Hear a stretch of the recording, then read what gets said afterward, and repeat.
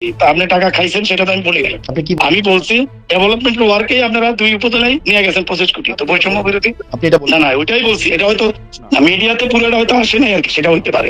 হাসনাতের বিরুদ্ধে 25 কোটি টাকা দুর্নীতির অভিযোগ করে নিজেই ফেসে গেলেন বিএনপির কুমিল্লার প্রশাসক। রাজনৈতিক ফায়দা লুটতে গিয়ে কিভাবে নিজের পাতা ফাঁদে নিজেকেই আটকে পড়তে হয় তার এক জ্বলন্ত এবং চরম হাস্যকর দৃষ্টান্ত স্থাপন করেছেন কুমিল্লার বর্তমান বিএনপি মনোনীত জেলা প্রশাসক। আমি গতকাল জিজ্ঞেস করেছিলাম, আপনি যে বললেন 10 কোটি টাকা নিয়ে গিয়েছে, উনি পরে ওনার বক্তব্য পরিবর্তন করেছে। কিছুক্ষণ আগেই মাইকের সামনে বজ্রকণ্ঠে তিনি জানালেন রাজস্ব খাত থেকে 25 কোটি টাকা নিয়েছেন হাসনাত সার্জিস। সেই তিনি হাসনাতের এক ফোন কলে পাল্টে ফেললেন সুর। আমি তো বলি নাই আপনারা টাকা খাইছেন। ঠিক এভাবেই যেন 360 ডিগ্রিতে বদলে গেল তার বক্তব্য। তারপর আবার হাসান আব্দুল্লাহ ভাই যখন কল দিলেন তখন তিনি বলছেন যে আমি তো আসলে নিয়ে গেছে বুঝাইনি, আপনারা বরাদ্দ দিয়েছেন। তাহলে আমরা এখানে তাহলে এটাও বলা যায় যে তারেক রহমান 9,30,000 কোটি টাকা নিয়ে যাচ্ছেন। এটা তো বাজেট নির্ধারণ করা হচ্ছে। এটাকে তো এত মূর্খ লোকজনের সাথে আমাদের এসে এখন রাজনীতি করতে হবে, এটা খুবই দুঃখ। আমি 10 কোটি টাকা নিয়ে গিয়েছি, 10 কোটি টাকা নিয়ে গিয়েছি। টোটাল হচ্ছে 3-4টা ভাবে অন্যান্য উপজেলার মতো করে দেবিদ্বারও বরাদ্দ দেওয়া হয়েছে 148টা খাতে, বিভিন্ন 6টা ভাগে, 6 ভাগে সব উপজেলার সাথে বরাদ্দ দেওয়া হয়েছে। এবার দেখেন প্রত্যেকটাই টেন্ডার প্রক্রিয়ার মধ্য দিয়ে হয়েছে। হাসনাতের জন্য খাল খুঁড়িয়ে সেই খালেই পড়ে গেলেন বিএনপি নেতা। রাজনৈতিক ফায়দা লুটতে গিয়ে কিভাবে নিজের পাতা ফাঁদে নিজেকেই আটকে পড়তে হয় তার এক জ্বলন্ত নজিরবিহীন এবং চরম হাস্যকর দৃষ্টান্ত স্থাপিত হলো কুমিল্লার মাটিতে। ক্যাঙ্কা ফ্যাসিস্ট দেখেছেন, ভিন্ন মতকে চুপ করায় দেওয়াটাই তাদের লক্ষ্য। শান্তি মতো মনে হয় চান্দাবাজি আর ধান্দাবাজি করে ব্যাপারটা, তাই এত রাগ এগুলা।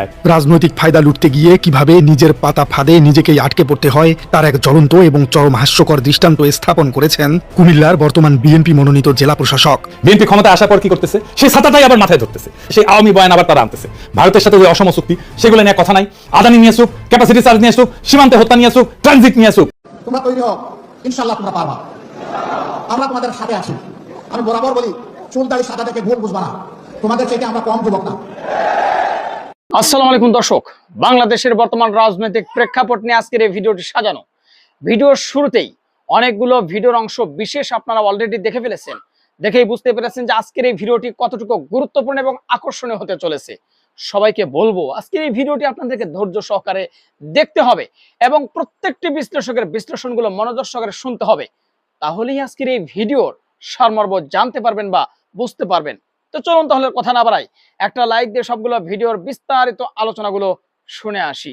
সাবেক উপদেষ্টা আসিফ মাহমুদ সজীব ভাই ও হাসনাত আব্দুল্লাহ তারা দুজন মিলে যে 25 কোটি টাকা নিল, টাকা যদি আপনাদের কাছে মনে হয় যে তারা হাত দিয়ে নিয়ে তাদের পকেটে রাখছে, তাহলে পকেট থেকে নিয়ে আসেন। কথা ছিল আসিফ মাহমুদ সজীব ভুইয়া পালাই যাবে, সে ব্যক্তি যায় নাই। কথা ছিল সমন্বয়করা নির্বাচনের আগে আগে দেশ ছাড়বে, তো হাসনাত আব্দুল্লাহ তো সমন্বয়ক, সেই সময় তৎকালীন সময়ের কথা বলতেছি, তো যায় নাই। সে বেচারা আল্লাহ তাআলা কি করলো, তাকে সমস্ত সেন্টারে পাস করাইয়া তারা সংসদে ঢুকাই দিল। আর সংসদে ঢুকাইলো 7 খুন মাপ না, সে কথা বলতেছি না।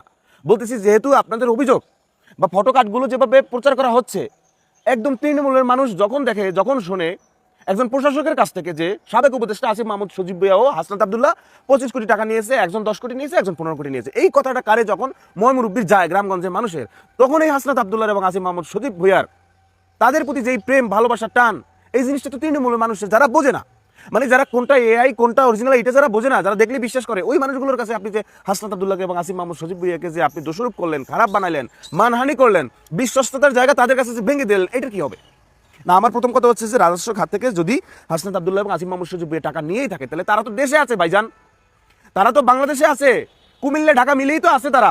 ও আমার তো পকেট নাই, তাদের তো পকেট আছে, পকেট থেকে নিয়ে আসেন উঠাইয়া, আপনারা তখন পাওয়ারে আসেন। যেটা হলো সাবেক উপদেষ্টা আসিফ মাহমুদ সজীব ভুইয়া এবং সমন্বয়ক হাসনাত আব্দুল্লাহ কুমিল্লা জেলা পরিষদ রাজস্ব তহবিল থেকে মোট 25 কোটি টাকা নিয়েছে। এর মধ্যে আসিফ মাহমুদ 15 কোটি এবং হাসনাত আব্দুল্লাহ 10 কোটি। এই কথা কে বলছে? মুস্তাক মিয়া, প্রশাসক, কুমিল্লা জেলা পরিষদ। এখন যখন তাকে ফোন করে না, হাসনাত আব্দুল্লাহ সে নিজে যদি আসতে 10 কোটি নিয়ে আইসে গলা ভরে খাইতো, তাহলে তার প্রশাসককে ফোন দেওয়ার ওই স্পট ওই পাঠা বুকে থাকতো না, সে তো ফোন দিয়ে তো ক্লিয়ার। এখন তো প্রশাসক সাহেব বলতেছে না যে ভাই ওইভাবে না, এইভাবে জিনিসটা মানে উন্নয়নের জন্য, আপনার এলাকার উন্নয়নের জন্য জিনিসটা গেছে। তো সেই জিনিসটা আপনি যখন বলেন, ক্লিয়ার করে বলতেন। আসিফ মাহমুদ সজীব ভুইয়া লাইভে এসে এখন চ্যালেঞ্জ চাচ্ছে, প্রমাণ করতে বলতেছে, তা সেটা এখন করেন। এর আগে কোটি কোটি টাকার আপনারা যে তাদের নামে ব্লেম দিলেন, গুজব ছড়াইলেন, এই গুজব ছড়ানোর কি হবে? মানুষ এখন নিউজ পত্রগুলা তারা ফটোকার্ড বানাইয়া সুন্দর করে 2-3 লাইন যে কুমিল্লার রাজস্ব খাত থেকে ফান্ড থেকে আসিফ মাহমুদ সজীব ভুইয়া এবং হাসনাত আব্দুল্লাহ 25 কোটি টাকা নিয়েছে, জেলা প্রশাসক কুমিল্লা। এখন যখন তৃণমূলের একজন এবং সেটা ভাই ব্রাদার সুন্দরভাবে প্রমোশন কি প্রচার করতেছে, এই তো পাইছি সমন্বয়কদের, মানে মানুষ তো হয় কি ব্যাপারটা যে আর কদিন পর বিষয়টা এরকম হবে যে এই হাসনাত আব্দুল্লাহ বলেন, আসিফ বলেন বা যারাই বলেন যে সমন্বয় আমার জুলের পক্ষে যারা ছিল আন্দোলন করছে, মানে এরা কোনোভাবে পারতেছে না এদেরকে যুদ্ধ অপরাধী বলতে, 24-এর যুদ্ধ অপরাধী, এটা বলতে পারতেছে না। তো পয়েন্টে আসেন, সামনে অনেক কিছু দেখার বাকি আছে, আমরাও সেটা মোকাবেলা করার জন্য প্রস্তুত আছি। আমরা হাসিনা করছিল কি, এই মানুষটার নাম মুখে নিতে চাই না, তাও কেন আসে, ওনার ওই সময়টায় যতগুলো পদক্ষেপ নিছে, যতভাবে ছাত্র জনতাকে ছোট করার দমায় রাখার চেষ্টা করছে, সব জায়গায় ফেল মারছে। এখন আবার যেটা হইতেছে, এই যে জুলাই যোদ্ধা বলেন বা সমন্বয়ক বলেন বা জুলাইয়ের পক্ষে বলেন, বাংলাদেশের পক্ষের মানুষদেরকে বলেন বা এনসিপি বলেন, এদেরকে যতভাবে ব্লেম, গুজব ছড়ায়া ছিটাইয়া মানুষের কাছে খারাপ বানানোর চেষ্টা করছে, এটা 2 ঘন্টাও লাগে না, 2 দিনও লাগে না, এর ভিতরে আবার তারা জয়ী হয়ে যায়, তারা যেটা বাস্তব সেটা মানুষের কাছে প্রকাশ পেয়ে যায়। এটা আল্লাহ তাআলার রহমত বলা যায়। কিন্তু প্রশাসকের জায়গায় থেকে, মানুষের বিশ্বস্ততার জায়গায় থেকে আপনারা যদি একজন, এখন মানুষ তো ফোন করে করে আপনাকে এইটা শোনাবে না যে আপনার জায়গা থেকে একটা কথা বেরোলো, সেটা সাংবাদিকরা ফটোকার্ড বানাইয়া মানুষকে বিশ্বাস করাই ফেলাইলো, তারপর আপনাকে আবার ফোন দিয়ে জাস্টিফাই করা হলো, সেটা আবার মানুষকে খাওয়ানো হলো। তো মানুষ কোনটা বিশ্বাস করবে? মানুষ তো এত বিশ্বাস করার জন্য বসে নাই। তাহলে আপনি এই ম্যানগুলোকে, আপনারা ম্যানগুলোকে কেন মানুষের কাছে মানহানি করলেন? তারা টাকা খাইলে তারা তো বাংলাদেশে আছে ভাই, তাদের পকেট থেকে নিয়ে আসেন টাকা। যারা ক্ষমতায় থাকবে, দায়িত্বে থাকবে, পাওয়ারে থাকবে, তার চিন্তাধারা থাকবে না, তার উন্নয়ন হোক, তার এলাকার, তার রাজনৈতিক কেরিয়ার আছে না, এত বলতেও বুঝে আমি একটা চেয়ারে থাকলে আমার এলাকা কিভাবে বেশি উন্নয়ন হবে ওই এলাকার চেয়ে, সেই চিন্তা ফিকির তার থাকবে। তার রাজনৈতিক কেরিয়ার আছে না, তাকে মানুষ এমনি এমনি ভোট দিবে, উন্নয়ন করতে হবে না। যত বেশি তার উন্নয়ন করা যায় সেই চেষ্টা তার সবসময় থাকবে। সেটাকে আপনি এমনভাবে জিনিসটা করলেন যে মনে হচ্ছে তারা নিজেরা টাকা খাইছে। গ্রামগঞ্জের মানুষ, 4-8টার মানুষ যে বিশ্বাস করলো জিনিসটা, এটা কি হবে? ঘুরে সেই খালেই পড়ে গেলেন বিএনপি নেতা। রাজনৈতিক ফায়দা লুটতে গিয়ে কিভাবে নিজের পাতা ফাঁদে নিজেকেই আটকে পড়তে হয়, তার এক জ্বলন্ত, নজিরবিহীন এবং চরম হাস্যকর দৃষ্টান্ত স্থাপিত হলো কুমিল্লার মাটিতে। ক্ষমতার মোহে অন্ধ হয়ে অতি উৎসাহী এক বিএনপি নেতা রাজনীতির মাঠে এক বিশাল চমক দেখাতে চেয়েছিলেন। ভেবেছিলেন জুলাই গণ অভ্যুত্থানের 2 প্রভাবশালী এবং দেশ কাঁপানো মুখ হাসনাত আব্দুল্লাহ এবং আসিফ মাহমুদের বিরুদ্ধে কোটি কোটি টাকার দুর্নীতির মনগড়া অভিযোগ এনে এক নিমিষেই তাদের ক্লিন ইমেজ ধুলে মিশে দেবেন। আসিফ মাহমুদের বিরুদ্ধে অবশ্য দুর্নীতির অনেক অভিযোগ রয়েছে এবং তার পিএসের নামেও দুদকে মামলা হয়েছে। তবে হাসনাতকে ফাঁসাতে গিয়ে ফেসে গেলেন বিএনপি নেতা। অতি চালাক ওই নেতা হয়তো স্বপ্নেও কল্পনা করতে পারেননি যে তার এই সাজানো মিথ্যাচার মাত্র কয়েক ঘন্টার ব্যবধানে এক ভয়ঙ্কর বুমেরাং হয়ে তার নিজের দিকে ধেয়ে আসবে। দুর্নীতির কাল্পনিক পাহাড় খাড়া করে যাকে তিনি রাজনৈতিকভাবে ঘায়েল করতে চেয়েছিলেন, সেই হাসনাত আব্দুল্লার সরাসরি একটিমাত্র ফোন কলেই তাসের ঘরের মতো ভেঙে পড়েছে সেই প্রভাবশালী রাজনীতিবিদের সমস্ত অহংকার আর সাজানো মিথ্যাচার। জনসভার মঞ্চে দাঁড়িয়ে গলার রক ফুরিয়ে যিনি বাঘের মতো গর্জন করেছিলেন, ফোনের ওপারে হাসনাতের ইস্পাদ্রীয় কণ্ঠ শোনার পর সেই একই সিংহপুরুষ জেলা প্রশাসক মুহূর্তেই বিড়ালের মতো থরথর করে কাঁপতে শুরু করছেন। নিজের চামড়া বাঁচাতে শেষ পর্যন্ত আমতা আমতা করে খোদ জেলা পরিষদের প্রশাসক নিজেই স্বীকার করতে বাধ্য হয়েছেন যে হাসনাত কোনো দুর্নীতি করেননি। ঘটনার সূত্রপাত হয় কুমিল্লার একটি প্রকাশ্য রাজনৈতিক অনুষ্ঠানে।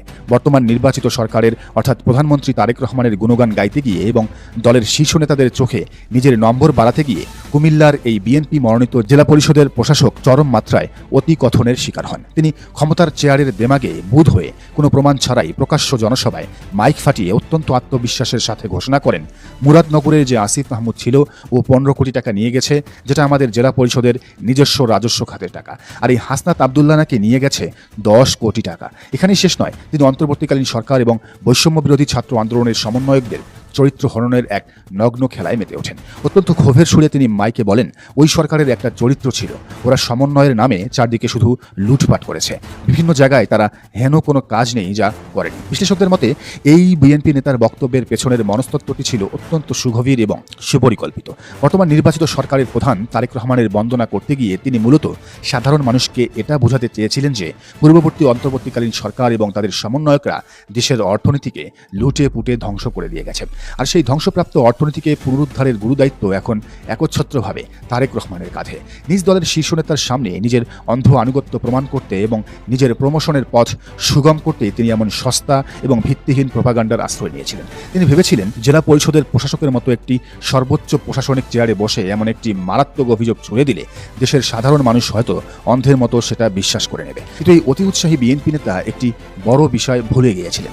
যাদের নিয়ে তিনি কথা বলছেন তারা গতানুগতিক কোনো দুর্নীতিবাজ বা সুবিধাবাদী রাজনৈতিক নেতা নন, তারা বুক চিতিয়ে স্বৈরাচারের বুলেট মোকাবেলা করে আসা এক নতুন প্রজন্মের প্রতিনিধি। জেলা পরিষদ প্রশাসকের ওই অধ্যত্বপূর্ণ এবং সম্পূর্ণ ভিত্তিহীন বক্তব্যের ভিডিও মুহূর্তের মধ্যে ফেসবুক, ইউটিউব সহ সারা দেশের সোশ্যাল মিডিয়ায় ভাইরাল হয়ে যায়। আর এরপরেই সাধারণ মানুষের মধ্যে তীব্র ক্ষোভের আগুন জ্বলে ওঠে। কারণ হাসনাত আব্দুল্লাহ এবং আসিফ মাহমুদ এই দেশের আপামর মানুষের কাছে সৎ, সাহসী এবং এক পরিচ্ছন্ন ভাবমূর্তির প্রতীক। কিন্তু এই রুদ্ধশ্বাস নাটকের সবচেয়ে বড় এবং অভাবনীয় টুইস্টটি আসে তার ঠিক পরপরই। হাসনাত আব্দুল্লাহ আর যাই হন, অন্যায় দেখে মুখ বুঝে ঘরে বসে থাকার পাত্র নন। নিজের রাজনৈতিক সততা এবং সাহসের উপর ভর করে তিনি কোনো প্রেস রিলিজ বা সংবাদ সম্মেলন না করে সরাসরি সেই প্রভাবশালী জেলা পরিষদ প্রশাসককে ফোন করে বসেন।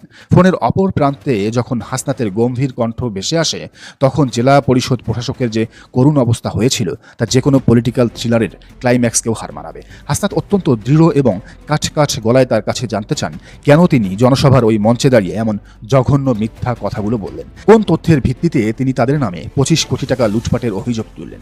হাসনাতের এই সরাসরি এবং হিমশীতল চ্যালেঞ্জের মুখে জেলা প্রশাসক আক্ষরিক অর্থেই ভয়ে কুঁকড়ে যান। জনসভার সেই গর্জে ওঠা সিংহপুরুষ জেলা প্রশাসক টেলিফোনে রীতিমতো তোতলামি আর আমতা করতে শুরু করেন। ফোন কলে জেলা প্রশাসকের সেই চরম অসহায়তা এবং নিজের বলা মিথ্যাকে ঢাকার জন্য যে করুণ চেষ্টা তা ছিল দেখার মতো।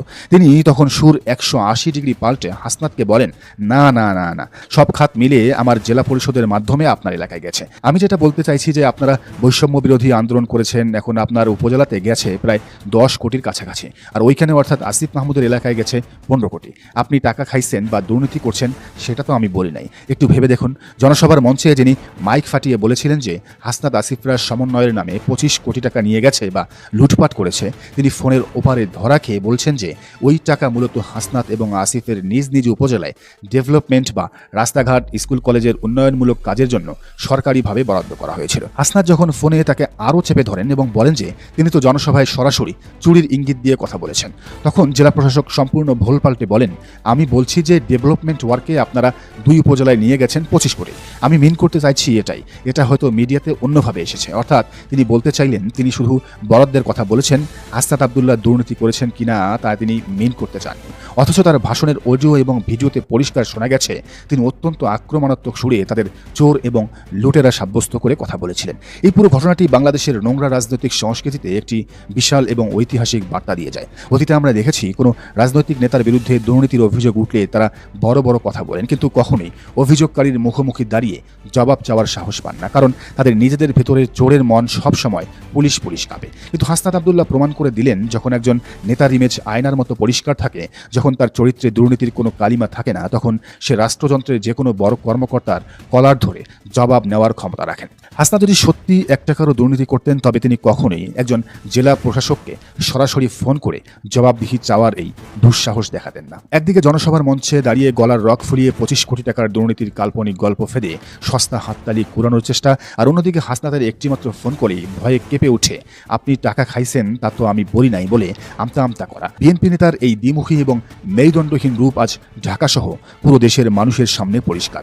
হাসনাতের এই আপোষহীন লিডারশিপ এবং সত্যের মুখোমুখি হওয়ার সাহস প্রমাণ করে দিয়েছে যে নতুন বাংলাদেশের তরুণরা আর কোনো অন্যায়ের কাছে মাথা নত করবে না। প্রফেসর ইউনূসকে নিয়ে নতুন ভাবে ভাবছে বিএনপি। দর্শক, এমনকি ইউনূসকে নিয়ে ভাবতে যে চুপ্পুকে সম্ভবত বিএনপি দূরে সরিয়ে দিচ্ছে এবং চুপ্পুর বিরুদ্ধে কিছু কঠিন সিদ্ধান্ত নিচ্ছে। দেখেন, চুপ্পু বিএনপির কাছে একটা পণ্যের মতো ব্যবহার করে চুপ্পুকে। যখন প্রয়োজন মনে করে ইউজ করে, যখন প্রয়োজন মনে করে টিস্যু পেপারের মধ্যে ছুঁড়ে ফেলে দেয়। এটা পুরো জাতির জন্য অবমাননা আছে। বাংলাদেশের একজন রাষ্ট্রপতি, তিনি দেখবেন সম্মানিত, তাকে আমরা বলবো মহামান্য, তখন কিন্তু সেই মহামান্য রাষ্ট্রপতিকে বিএনপি ফুটবলের মতো লাইট খায়। রাষ্ট্রযন্ত্রকে বিএনপি একটা তামাশার বস্তুতে পরিণত করেছে। কখনো চুপ্পুকে আব্বা বলে, কখনো তাকে অপমান করে, কখনো ওয়ারেন্ট অফ প্রেসিডেন্স অনুযায়ী বা রাষ্ট্রাচার অনুযায়ী প্রধানমন্ত্রীর পাশে দাঁড়ানোর কথা, কিন্তু না, তাকে দাঁড়াতে দেয় না, তাকে এক কোণা ঠেলে দেয়। একটা তামাশা করছে রাষ্ট্রযন্ত্র নিয়ে। রাষ্ট্রপতি পদটাকে কলঙ্কিত করছে, অপমানিত করছে। কারণ কি, এখানে ক্ষমতায় আছেন বা রাষ্ট্রপতি পদে আছেন নির্লজ্জ বেহায়া চুপ্পু, এবং রাষ্ট্রপতি পদটাকে যে মানুষ যেভাবে গালি দিতে পারছে, তিনি যেভাবে গালি যোগ্য। অবশ্য এখনো রাষ্ট্রপতি বা তার পরিবার বঙ্গভবনের ভিতরে বসে ষড়যন্ত্র করছে, এটা নিয়ে আলাদা আলোচনা করব। এই যে রাষ্ট্রপতি চুপ্পুকে গালি দিতে পারে, সাধারণত রাষ্ট্রপতিকে গালি দেওয়া যায় না, তাকে মহামান্য বলতে হয়, তাকে গালি দিলে জেল খাটতে হয়। কিন্তু চুপ্পুকে গালি দিলে কারো জেল খাটতে হয় না। চুপ্পুকে গালি দেওয়া বৈধ, যে যার ইচ্ছা যে যত পারে গালি দেয়। এবং তাকে বিরোধী দলীয় নেতারা, এমপিরা নিয়মিত বলেন যে ওকে গ্রেপ্তার করতে হবে, তুই তাকারি বলে। তবে বাংলাদেশের রাষ্ট্র ব্যবস্থাটাকে বিএনপি একটা তামাশার বস্তুতে পরিণত করেছে। কিন্তু বিএনপি জানে যেটা তাদের জন্য অবমাননা করে, তারা তাদের রাষ্ট্রপতি তাদের থাকবে, এটাই তো স্বাভাবিক। হ্যাঁ, তারা চুপ্পুকে বস্তুর মতো ব্যবহার করতে পারছে, বাট এটা তাদের জন্য, বিএনপির জন্য সম্মানজনক কিছু নয়। এখন বিএনপি করেছে এক মাইনকে চেপে, সেটা হচ্ছে মার্কিন যুক্তরাষ্ট্রের সাথে একটা গোপন চুক্তি বিএনপি করেছে, নট ইউনূস সরকার, বিএনপি করেছে নির্বাচনের 3 দিন আগে। তো মার্কিন যুক্তরাষ্ট্রের সাথে গোপন চুক্তি করে বিএনপি ফেসে গেছে, ওই চুক্তি থেকে বের হওয়ার সুযোগ নেই, এই চুক্তি রক্ষা করতে হবে, মানে মার্কিন দালালি এটা করতে হবে বিএনপিকে। আবার মার্কিন যুক্তরাষ্ট্র পয়সা দিতে পারছে না, এখানে আবার চীনকেও লাগবে।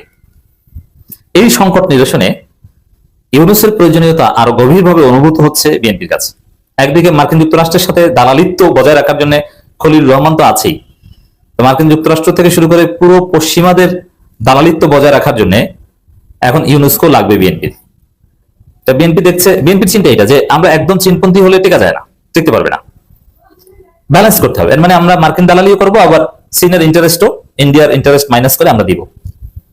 হাসিনা যেভাবে টিকে থেকেছিলেন অনেকটা এই চিন্তা করছে, কিন্তু হাসিনার তারেক এক না, এটা কঠিন হয়ে যাবে, তবে চেষ্টা করছে যে মার্কিন যুক্তরাষ্ট্রের সাথেও ভালো সম্পর্ক থাকবে, দালালি করবো অ্যাটলিস্ট টু সাম এক্সটেন্ট, আবার চীনের কাছ থেকেও কিছু নিব, শুধু মার্কিন দালালি করবো না। কিন্তু বাস্তব কথা হচ্ছে যে এখন পর্যন্ত রিয়ালিটি এটা এটা এটা যে এরকম থাকবে এটা জরুরি না, কিন্তু এখন পর্যন্ত আছে। ইতিহাস দেখেন, আমি একটু স্মরণ করিয়ে দিই যে বাংলাদেশের কোন সরকার ভারত এবং আমেরিকাকে উপেক্ষা করে যখনই চীনের সাথে কিছু করতে গেছে তখনই সেই সরকার নাই হয়ে গেছে।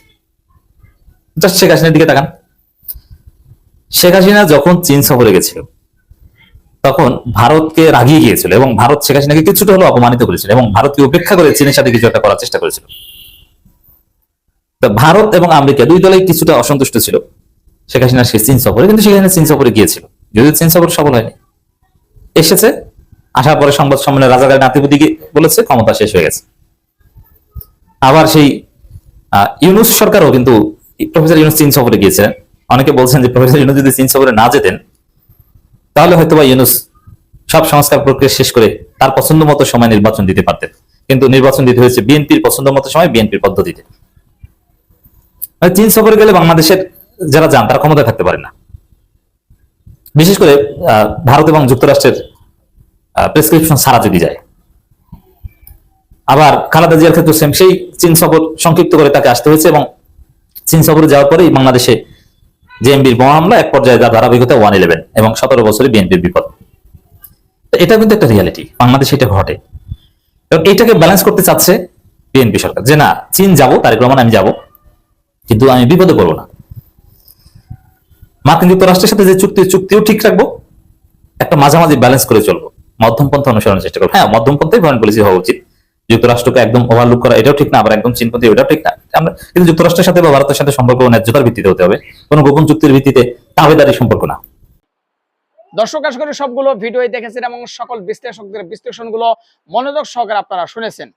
তো প্রত্যেকটি বিশ্লেষকের বিশ্লেষণগুলো শোনার পরে আপনারা কি জানলেন, বুঝলেন, অবশ্যই আপনাদের মূল্যবান মতামত আজকের এই ভিডিওর কমেন্ট বক্সে জানিয়ে দিন।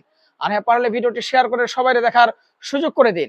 আর আমাদের এই channel Nasir Islamic media centre যদি আপনারা নতুন হন, প্রতিনিয়ত এ ধরনের গরম গরম খবরগুলো পেতে আমাদের এই চ্যানেলটি সাবস্ক্রাইব করে আমাদের সাথে থাকুন। ইতিমধ্যে যারা অলরেডি সাবস্ক্রাইব করে দিয়েছেন সবাইকে অসংখ্য ধন্যবাদ জানিয়ে ভিডিওটি এখানে শেষ করছি। ভালো থাকবেন সবাই, আল্লাহ হাফেজ।